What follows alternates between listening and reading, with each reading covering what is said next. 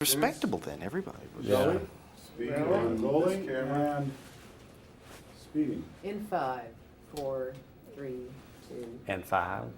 Clint, 4, 3, 2. several people have expressed surprise that you chose this as a property to film, but actually this sort of fits into your body of work, the whole idea of the creation of an extended community, a place where everyone's eccentricities are accepted, if not, allowed to flourish. I think so. I don't, it seems like there's an awful lot of fiercely independent people there, and there are a lot of quirky people. I've done stories about all those things along the way, and redemption even. They got the whole deal is in there.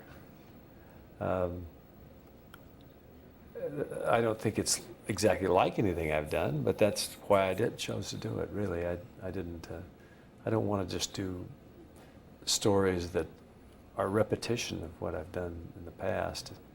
At this particular time in life, that isn't appealing to me. I like to try new projects. I like this one. I like the screenplay of it, and I like the book.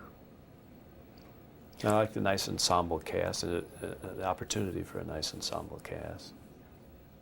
Were you surprised that John Lee Hancock was able to take a script from this very well written but very episodic, very quirkily written book? I was surprised. Actually, it was kind of in a reverse situation, though, because I read Hancock's script first, and I liked it. I liked the screenplay. I thought, this is different. This is kind of an unusual thing. And I went back and read the book, and then I appreciated it more because he did manage to sort through and have a continuation of story over something, like you say, that's long, that has a lot of characters, and you have to, they all interweave. Some of them interweave. Some of them really don't have any. They interweave with Savannah, but they don't interweave with the plot line of the story. And then, so he gave a face to the narrator, and gave a face and a persona in the case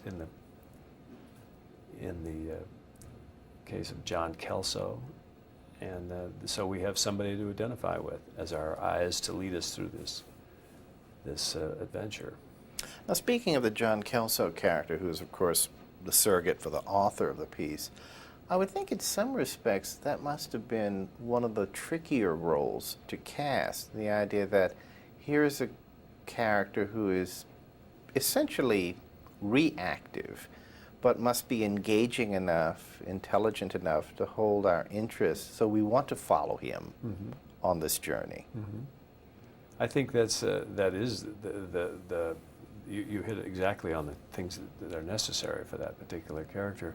But I think John Cusack fills that bill, and also he has a nice flair with, besides the drama, he has a nice flair with comedy, and his reactions are very, very important to selling the comedic aspects of, and his relationship with Lady Chablis, they easily could be the Cary Grant, Rosalind Russell kind of thing of the 90s. I don't know. Would that make you the Howard Hawks? Oh, well, I don't know, yeah. His girl, Thursday. How about your response to Savannah? Were you seduced by the place? Well, I liked it very much. I went there a year prior to filming there because as I was entertaining the project. So I took a look at it, and I liked it very much. I didn't get to know too many people at that time, mostly places, but I did meet some people who knew about the Jim Williams episode and who knew him, and so I did get into that story a little bit. Then I met the attorney, Sonny Seiler, who was very, very helpful to in making everyone understand what the attitude was and atmosphere was around Savannah in the 80s and around the time of that trial. How he defended Jim Williams. And I met the family, his sister, Dorothy, and his nieces, and they were all very nice people. And along the way, eventually when I got back there and was filming there, I met all the other characters, some of them who were, the ones that are with us anyway, some of them are deceased now. What was there about Kevin Spacey that made the light bulb go off over your head and say, yes, he's Jim? Well, Kevin seems to have a good way of getting into his characters very solidly. He did a lot of research into the Jim Williams character. He has a certain resemblance. I mean, he can actually affect a very close resemblance to Jim Williams, though that it wasn't the most important thing, but it was certainly one aspect of it. And he studies his characters very well, and he has just all the right. He just handled it very well, I think. He just researched it well, and it's a tough role to play because it's a person who's very charismatic and flamboyant, yet he's also got a mystery about him, and that mystery is important because the mystery not only